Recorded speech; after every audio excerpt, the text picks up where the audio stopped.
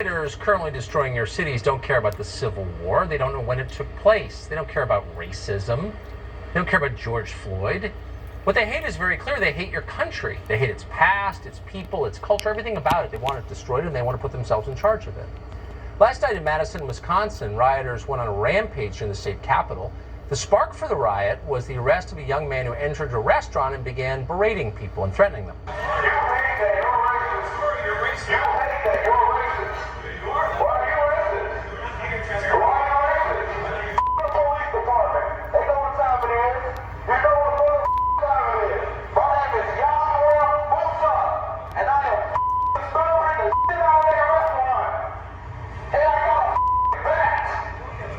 I got an effing bat. You would have called the police too, at minimum. And of course, the mob would denounce you as racist for doing it, but who cares? This is crazy. You have a right to eat dinner without being threatened with violence, right? Right. Well, as they rampaged, the mob then toppled the statue of a man called Hans Christian Heg. He was an immigrant and a die-hard abolitionist who in fact died fighting against the Confederacy. They didn't know that because they're morons. Their leaders don't care. They just hate the country. The statue was ripped down anyway and dumped into a lake. The real problem, of course, was that it represented the past. The mob then turned and assaulted a Democratic state senator who was walking by.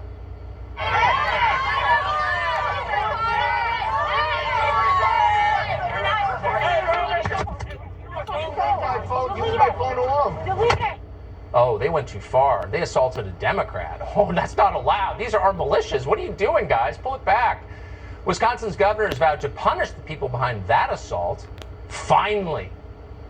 Radio show host Jason Rantz joins us to discuss this and the latest from the breakaway nation of CHOP. He is our CHOP correspondent. Jason, good to see you tonight. So it does seem all these things are going unpunished. The people who call the police are themselves punished for doing that. People who try to protect statues are threatened with arrest.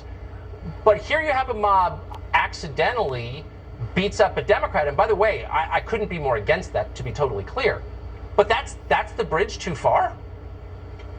It is weird because, I mean, when you think about what they decided to do in Wisconsin, it is so ironic. Number one, State Senator Tim Carpenter is gay. He is a progressive. This is someone who has spoken out on the side of peaceful protesters. And then all of a sudden, you see that this is the guy that gets taken down. And then, as you point out, Hans Christian Heg. I mean, this is a guy who is an immigrant, who fought against slavery, and simply because he's part of the past, they decide to decapitate this statue and throw it in a lake.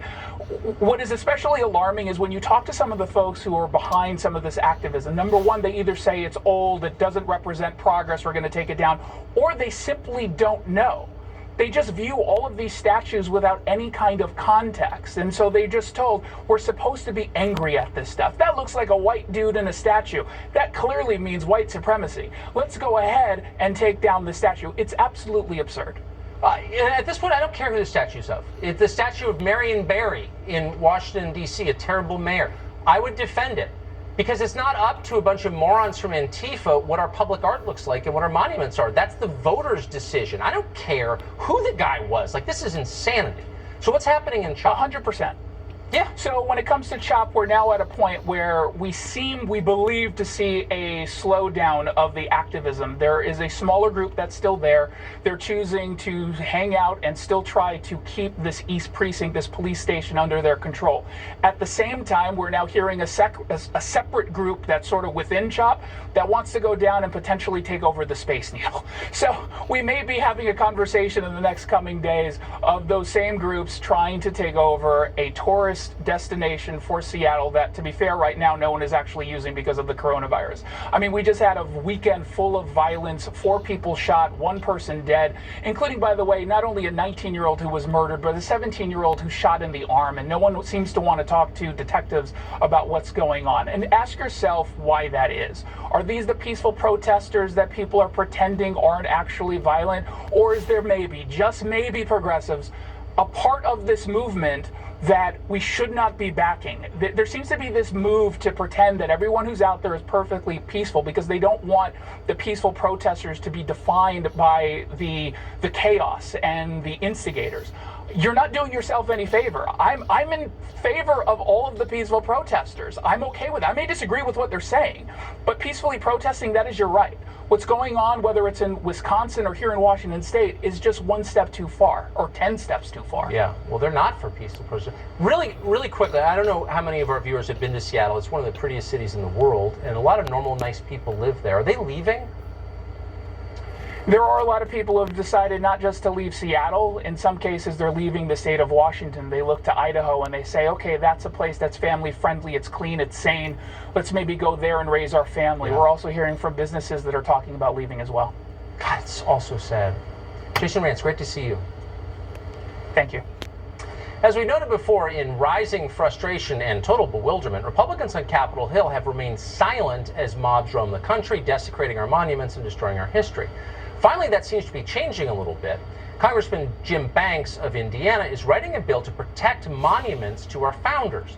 The Banks bill would make it a federal crime to destroy or deface statues of the men who signed the Declaration of Independence or any former president. Good for him. What's distressing to learn is that federal law already protects our war memorials. No one is enforcing that law. That's why so many monuments to our fallen soldiers have been vandalized. We shouldn't be surprised that the law is not enforced because there are dozens upon dozens of federal laws against what the Democratic Party's militias are now doing to our country. There are federal statutes against arson and rioting and criminal conspiracy, all the way up to laws against terrorism, which this definitely is. But the Justice Department has decided to ignore all of these laws and leave them unenforced. Instead, DOJ has spent its time dispatching 15 FBI agents to Talladega to investigate yet another meaningless news hoax. So at least you know where they stand.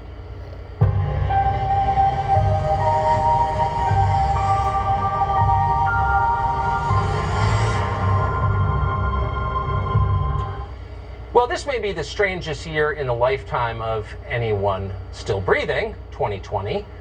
But it could get even stranger. It turns out that chaos here on Earth has not brought an end to unusual sights above us in the sky. Last week in California, an eyewitness observed about 100 small white orbs hovering above. Were they balloons, birds, something more? We don't know. We might know more if we had more information from the Pentagon. They've been studying UFOs carefully for more than a decade. But even now, they are keeping what they are finding to themselves and themselves only. There appears to be no systematic sharing of intelligence between the Pentagon and our intelligence agencies. And that's very odd. At least conceivably, UFOs may not be from space. No one at the Pentagon believes this. They think they are from space, but at least within the realm of possibility, they could be from China or another one of this country's enemies. So we should find out. This week, the Senate Intelligence Committee took a step toward fixing that. They voted to require the Defense Department to compile and release a detailed report explaining everything it knows about unexplained aerial phenomena. We hope that happens. We have no faith that it actually will, but we are rooting for it. And of course, if and when that report does come out, you will hear about it here first. For many years, you've heard people say, oh, it's just UFO craziness. That was our position too. But it's not all craziness. There are things we don't know, and we also know that our authorities enthusiastically lie to us. So it's worth pressing them because it's not a small question. We're out of time. Amazingly, we are about 15 seconds from turning the show over to, and this is our nightly quiz game, to whom? You guessed it, the great Sean Hannity, who is standing by live in New York. No, I'm actually in the swamp. I'm in the sewer where you are. So we're in the same spot, except in different studios. Tucker, thank you. Great show. Glad you're there. Thanks, Sean. Thank you. I actually love to get the hell out of here, to be honest, because I can feel the swampiness when